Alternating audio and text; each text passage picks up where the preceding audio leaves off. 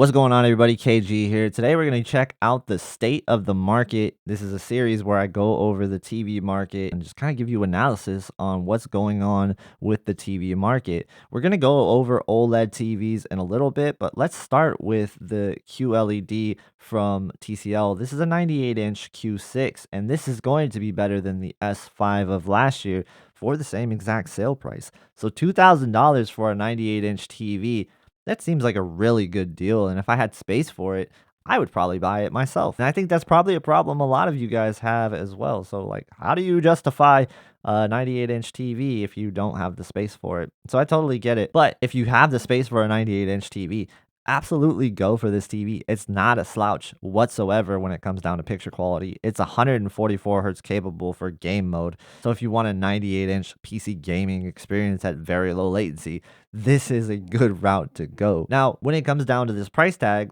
versus the 65-inch for $2,000, it is totally like a different picture quality dynamic we're talking about here. It's a really good conversation to have. Like, why would you buy a 65-inch premium TV over a 98-inch if you have the space for it? I probably wouldn't, to be honest with you, because I really just enjoy the immersion. I would give up some picture quality in return. I don't think it's a slouch at all. And so if you have the space for this, buy it. So we're going to talk about deals that are available right now. I'm going to be using Best Buy, but that doesn't mean that you have to shop at Best Buy. This is not a Best Buy sponsored video. I do have affiliate links in the description below, and every sale that I make does offer me a small percentage of that as commission. And because of that, if you guys are already buying a TV, using those links is greatly appreciated. So thank you guys so much for your support. Having said that, let's look at some of the other deals that are available as well. And remember, this is not just at Best Buy. All the retailers should have these prices, as the prices are set by the manufacturers themselves,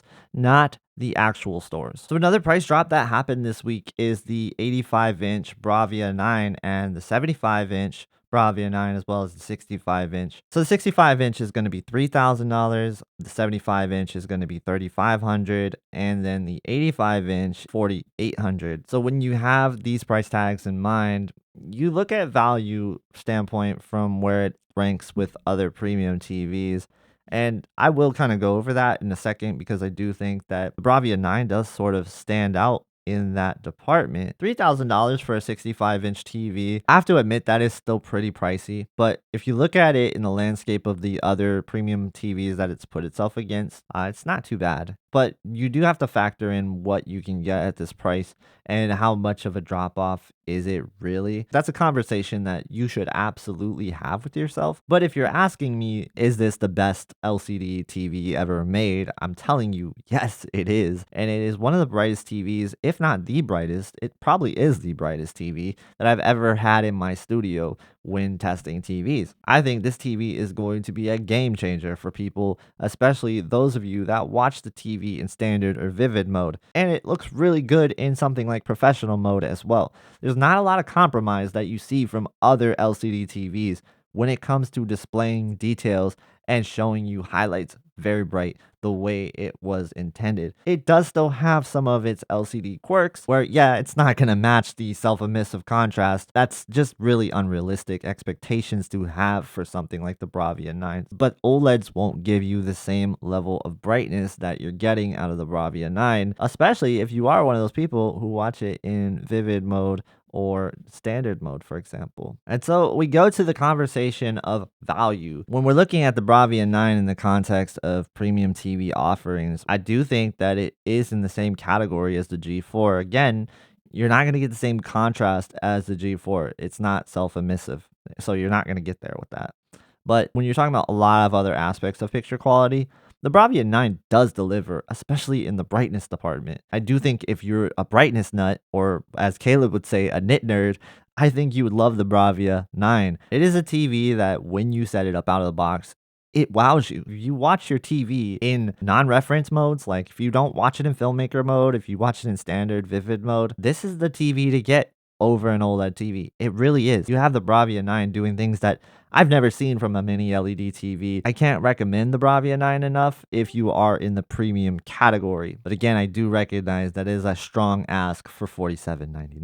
Now, a TV that I really do not think is a strong ask for the price is the 85-inch Neo QLED QN90C. This is one of the best TVs that's available for the price. Honestly, it really is.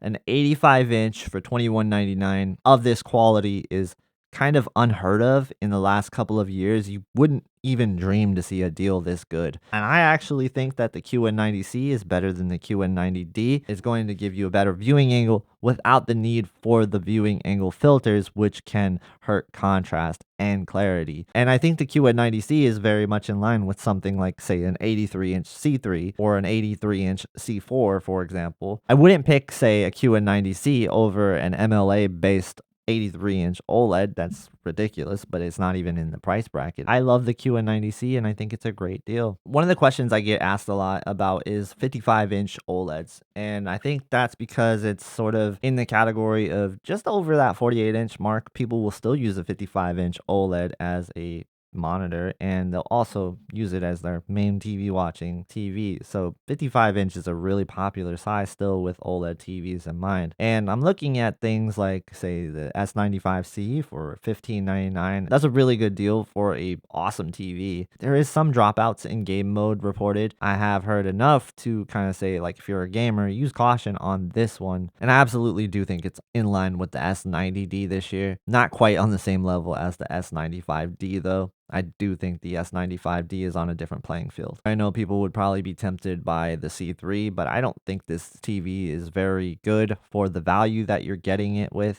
There are better TVs available for the price. Again, I go back to the A75L, that's $11.99. Going down some more, you see this year's S90D, which I can't say enough great things about. I do think it's a great TV overall. It's pretty in line with the S95C last year. Definitely a little bit less capable, but I think you're getting a lot of the great upsides with QD OLED from the S90D as well. I briefly mentioned the A75L for $11.99. I think this is a great deal for 55-inch OLED seekers. Now, the 55-inch C4 for $17.99. I made a video talking about the C4 and the S90D.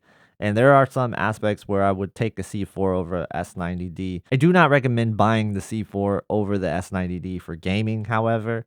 So yeah, if you're gaming, it's definitely tougher to recommend the C4 over the S90D. And I think overall the S90D is just a more capable TV. It's just unfortunate that it's underutilized. The next one is going to be the Bravia 8, which just came out, and this is going to be a TV that I probably will highly recommend because I do love the A80L, and this is only $200 more than the A80L. So you get the Sony processing, which is absolutely fantastic. It's a 2024 model at this price tag. That's a really good close to launch price for the Bravia 8 OLED. I think this is a TV that a lot of people should look at if they are in the 55-inch OLED TV market. What's the best 55-inch OLED TV that you can buy?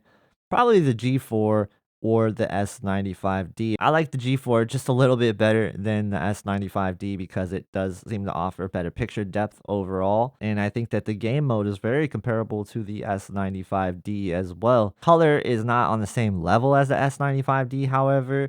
And I did notice sometimes where the color would sort of fade in brighter scenes just due to the way that the TV is behaving out of the box. You can address that, but most people are not going to go into the menus and fix this issue. So the S95D is $100 more actually. And this is a TV where I do think you have to see the TV up close and personal because it is a hard TV to talk about because it's got this OLED glare-free coating is what they brand it as. You add lights to the scenario, it could give you a bad experience overall. But I've also seen examples where sunlight's coming in and it gives me a great advantage over something like a traditional OLED coating. So yeah, I mean, it's one of those things where it could be good for your room or it could be a disaster. But the overall capability of this TV, when I have this TV in a dark room, it is one of the best TVs. When it comes down to color brightness, there is no better TV than this. It's just unfortunate it doesn't have the same three-dimensional depth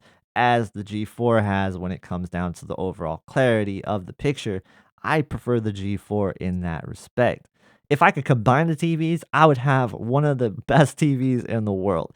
But unfortunately, that's not real. And we do have to kind of decide between the two. And then in that same price vein, you do have the A95L. I said this was the best TV last year.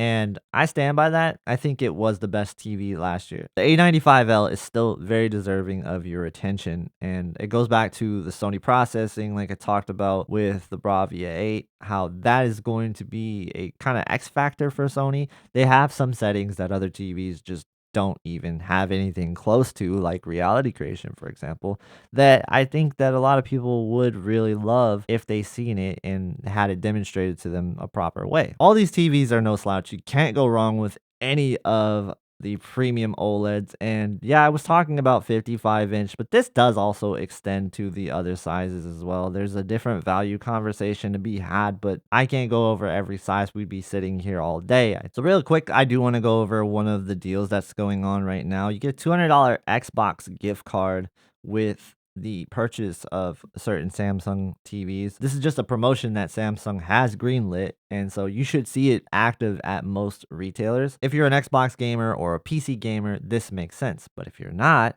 then this doesn't make sense. And I think this is an actual good deal if you can justify this price. To me, I would just get the S90C though. There's not a TV that beats it for the price. There's just not. It is one of the best values. And when it's $15.99 for the 65-inch, $18.99 for the 77-inch. So the U7N and the TCL QM7 are mini LED TVs. And for the price, it is going to beat most direct lit TVs in terms of overall picture quality. One thing that you do want to take in consideration with any mini LED TV is viewing angles. You will see more off angle blooming, which is like this white haloing effect that happens around bright objects on a black background or just in a dark scene in general. You will see kind of lights having this blue glow to it or white glow to it. But what I do want to say is a lot of people might not like this effect. So when you see it, you may just say like, I don't even want to bother with that effect. Mini LED, it's not without its downsides. You can't get near perfect black without a little bit of blooming. So that's always a trade-off when it comes down to full array local dimming TVs like a mini LED TV. But back on topic of the U7N, I do recommend it. It gets my stamp of approval. I actually did a review of the U7N, and you can check out that video right here. Thank you guys so much for watching, and I hope to see you in the next one.